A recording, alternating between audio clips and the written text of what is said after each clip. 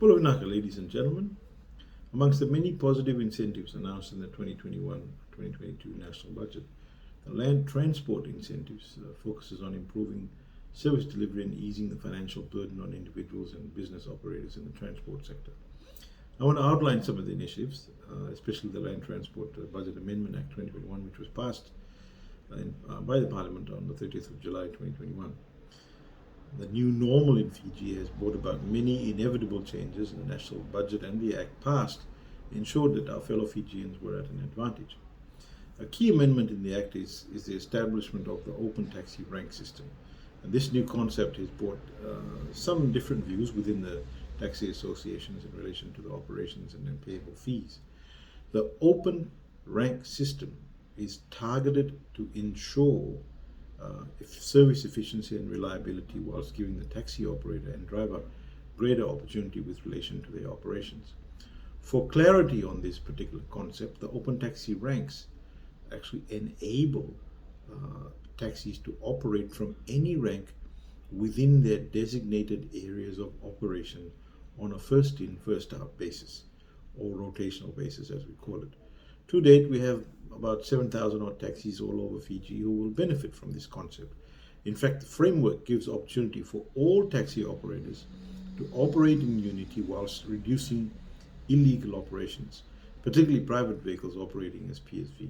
And the framework also provides flexibility for taxi operators and drivers to operate as and when they want to operate. The removal of basin stands will also remove the monthly fees associated with the basin stand, and this will be replaced with an annual PSV levy, which will be paid by all PSV permit holders except rental permit holders at the time of annual vehicle registration. This simply means that each month the PSV operators will not have to worry about setting aside monthly fees from their income. I want to reassure the taxi operators and drivers that all fees paid in advance to the respective municipal councils for the basin stand will be credited to the motor vehicle registration levies, which means when a taxi operator goes for a renewal of registration, the cost credited will be utilized to offset total cost for renewal of registration, and the balance will only be paid. The annual PSV for levies for taxis will range depending on rural or urban taxis. In addition, with respect to private taxi bases, this is a commercial arrangement between taxi operators and base owners, and so that's not part of the open taxi rank system.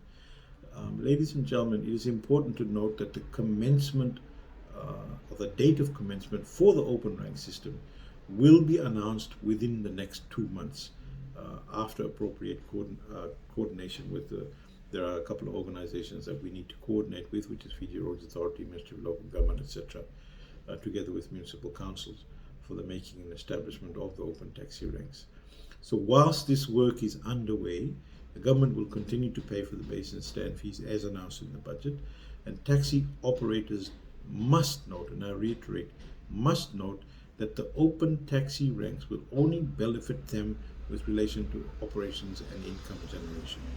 And I also wish to stress that currently and still all the existing laws still apply, hence all the operators are to comply with their respective PSV permit conditions.